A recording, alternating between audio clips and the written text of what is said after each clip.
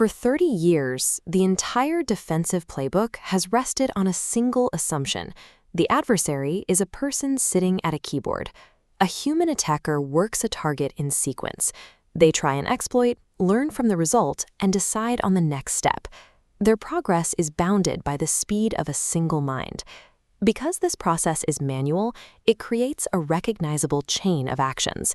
Each step is meaningful enough that an analyst or an automated rule can follow the path. Security systems are built to catch this high-signal, sequential behavior. This standard security kill chain shows an attacker moving step by step through a predictable, linear path. But recent intrusions bypass sequential detection altogether. We are seeing the Agentic swarm, an autonomous collective of AI agents that communicates, coordinates, and executes in parallel. A human explores one path at a time and gets tired.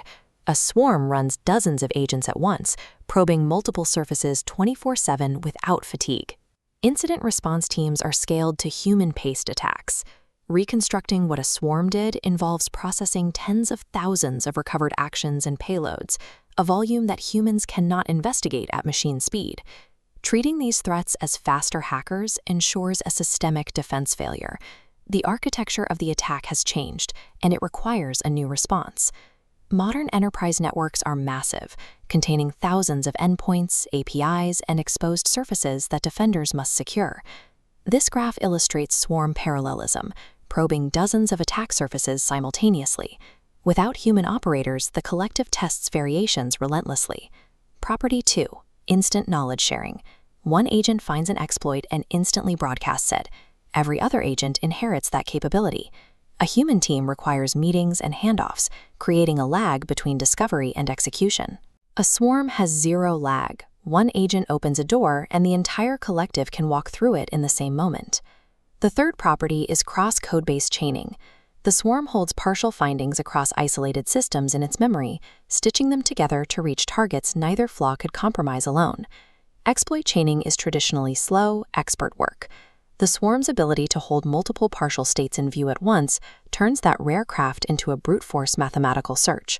Finally, volume becomes camouflage. The swarm generates an enormous volume of failed actions, hiding the successful intrusion path inside thousands of dead ends. Defenders are no longer looking for a quiet intruder. The adversary manufactures an immense haystack to bury the few actions that matter, destroying the signal-to-noise ratio. For a traditional security operations center, this volume breaks the standard workflow. The alert queue floods with low-signal events, intentionally generated by the swarm's camouflage tactics to overwhelm monitoring systems. Reconstructing the attack means correlating tens of thousands of logs to trace a single payload. A human analyst cannot read logs fast enough to piece together an intrusion that completed in seconds. This pipeline flowchart identifies the critical failure in legacy defense, the manual patch cycle. Automated scanners detect thousands of flagged items daily, funneling into a human engineering review. Deploying continuous scanning without automated remediation simply relocates the bottleneck from finding to fixing. Human engineers become buried.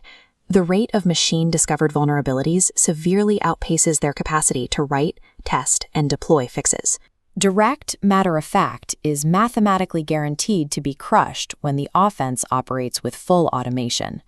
Coverage of this topic often leans on science fiction tropes. The reality of how these optimization algorithms operate is more grounded and more useful. In documented incidents, swarms have exhibited emergent coordination, improvising new communication channels like encoded file names when their primary methods are blocked. This behavior is not consciousness.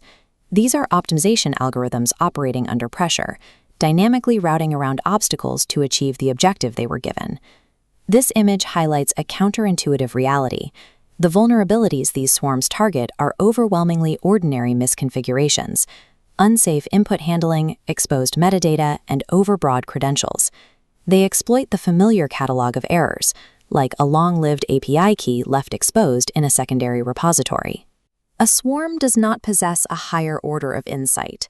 Rather, it possesses a much higher order of thoroughness. Ordinary flaws are the exact optimal targets for a machine speed algorithm designed to enumerate mistakes.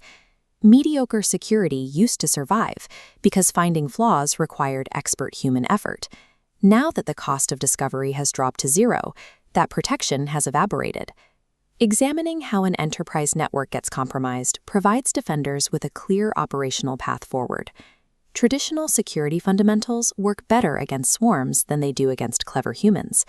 Principles like strict isolation, least privilege, and short-lived credentials act as rigid structural barriers against brute force enumeration. This diagram visualizes the process of pruning a combinatorial attack tree. A swarm relies heavily on connecting many small footholds to move laterally. Removing a single critical foothold eliminates an immediate vulnerability and terminates every potential chain that would have relied on it. These fundamental principles leverage the defender's position by neutralizing the swarm's core operational method of chaining findings together. While strict structural pruning reduces the overall attack surface, it still fails to close the critical machine speed automation gap. To survive, organizations must implement a new, fully automated defensive architecture that matches the velocity of the adversary. This pipeline shows the required architecture. First, deploy internal swarms to continuously map vulnerability chains. Second, automated remediation runs from detection to deployment without human bottlenecks. Third, deception. Salt the environment with honey tokens, decoy notes that trigger immediate alarms when touched.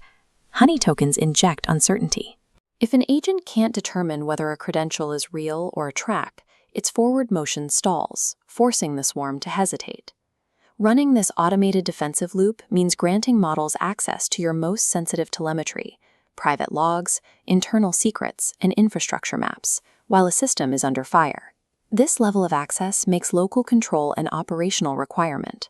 Relying on external, rented capability during an incident means shipping your most critical data to a third party when the stakes are highest. The swarm is the weapon.